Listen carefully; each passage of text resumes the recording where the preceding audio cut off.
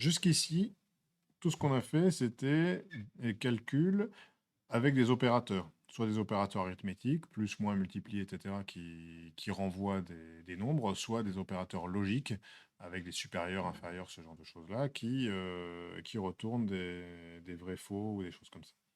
Alors maintenant, on va voir une autre manière d'écrire des formules, avec pas seulement des calculs directement avec des opérateurs, mais avec des fonctions qui vont nous permettre d'effectuer des choses un petit peu plus complexes.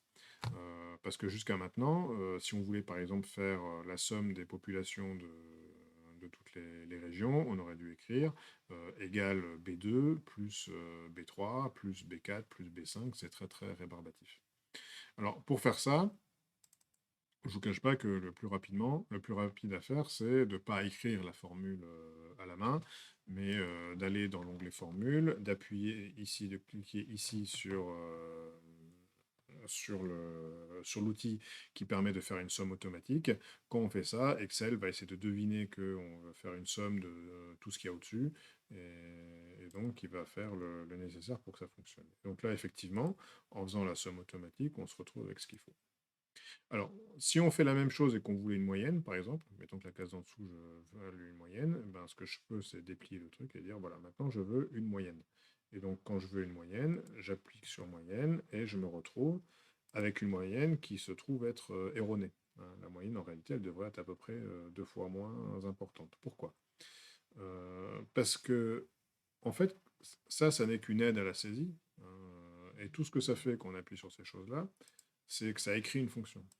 Et la fonction qui a été écrite ici, c'est égale somme B2 de point 14. Donc cette écriture-là que Excel a écrit lui-même, comment elle se décompose? Donc là, il y a le égal pour dire que ça va être une opération. Là, on écrit une fonction. Donc cette fonction-là, elle a un nom, ici somme.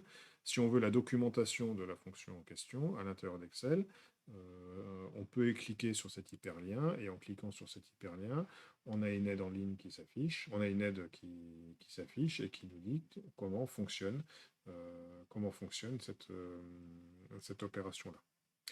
Donc, donc voilà. Alors par contre, la nouveauté de l'écriture, donc une fois qu'on a écrit le nom, on a quelque chose entre parenthèses. Parce qu'une fonction s'applique toujours à des valeurs. On applique une fonction à des valeurs. Et donc les valeurs, on les met entre parenthèses. Et là, entre parenthèses, on a une écriture qui est un peu nouvelle. On a écrit B2, B14. Alors qu'est-ce que ça veut dire B2, B14? Ça veut dire la plage de cellules qui va de la cellule B2 à la cellule B14. Donc cette notation avec les deux points permet de référencer une plage de cellules. Et donc par exemple ici dans l'aide, dans ce qui est développé sans doute ensuite, en dessous si vous voulez le lire, on a A2 de point A10, A2 de point A10, c'est la plage la plage de cellules qui va de la cellule A2 à la cellule A10.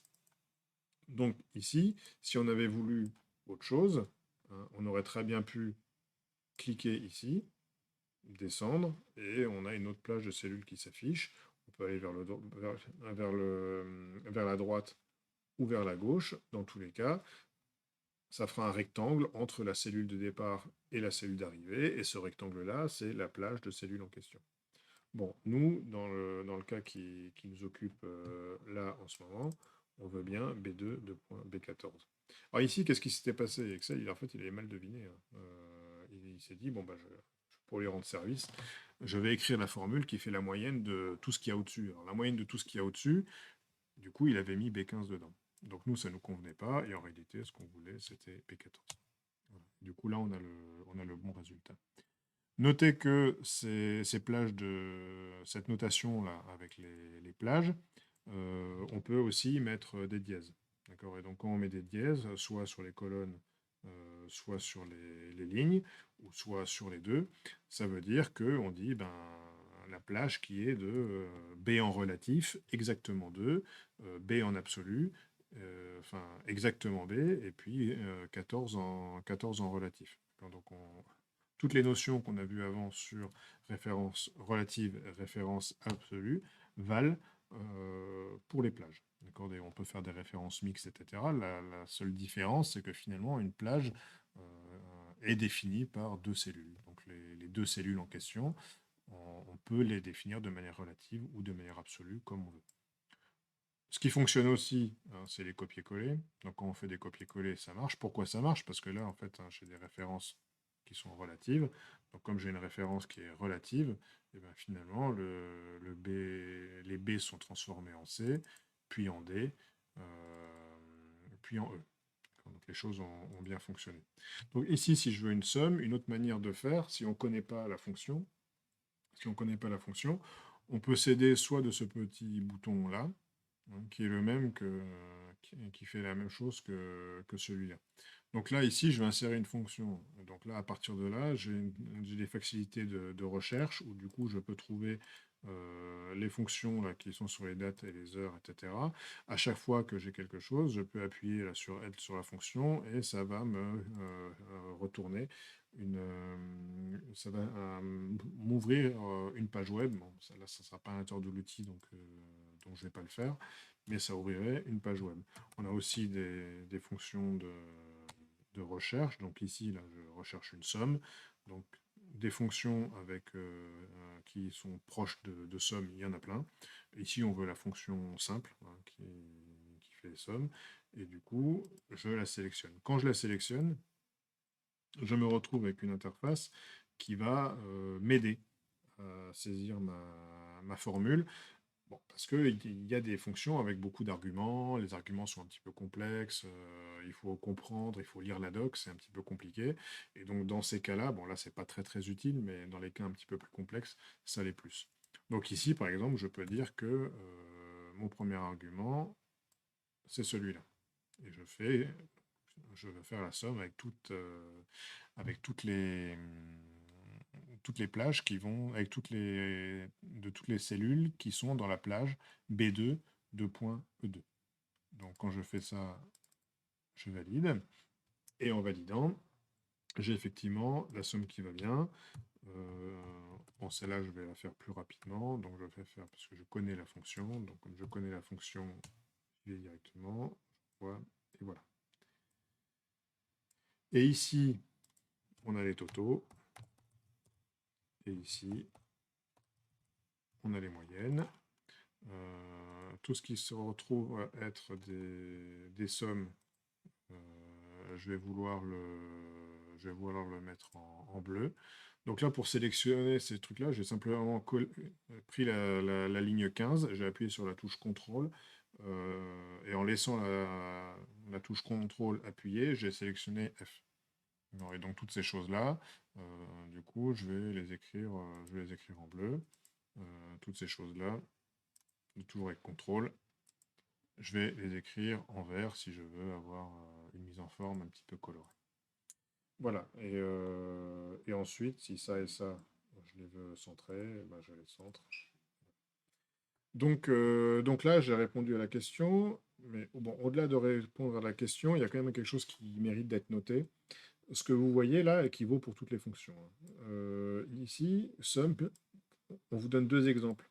On vous donne un exemple avec un seul truc en paramètres, et là on vous donne un autre avec deux choses en paramètres. Alors deux choses en paramètres, c'est toujours séparé par des points-virgules. Il se trouve que la fonction somme, quand vous regardez ça, quand vous essayez de taper somme, ce que vous voyez, c'est que ça prend un nombre 1, nombre 2, nombre 3, etc. Donc là, somme, eh bien, ce que je peux faire, c'est, je peux dire, par exemple, je veux faire la somme de ça, point-virgule, la somme de ça. Et ça fonctionne très bien, je fais la somme des deux. Là, le point-virgule, ça me donne simplement plusieurs paramètres que je vais donner à la fonction. Ces paramètres, ça peut être des cellules, ça peut être aussi directement des valeurs. Et comme somme accepte les arguments, je peux aussi sélectionner une plage, et du coup, là, je fais la somme de ce qu'il y a dans la plage, de B13 et de 1. Voilà. Maintenant, quelque chose d'un tout petit peu plus compliqué, c'est que là, ce que je peux faire aussi, c'est la somme de ça, et donc là, ça prend n'importe quoi qui peut prendre une valeur à la fin. Là, on est convaincu de ce que là, ça rend une valeur, hein, cette somme-là, ça fait ce calcul-là. Ce que je peux faire, c'est aussi récupérer une valeur qui vient de quelque chose qui a été calculé. D'accord? Donc ça fonctionne aussi. Donc c'est pas parce que là, j'ai une fonction qui a été écrite, hein, que je ne peux pas me permettre simplement d'aller récupérer la valeur normalement. Mais notez que ce que je peux faire aussi, c'est que je peux faire la somme, par exemple, euh, de la moyenne de ça. Et si je fais ça, ben, qu'est-ce qui va se passer? C'est que d'abord, moyenne va être calculée.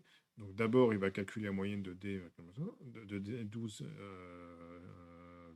de D12 à E13. Une fois qu'il aura calculé cette moyenne-là prendra une valeur.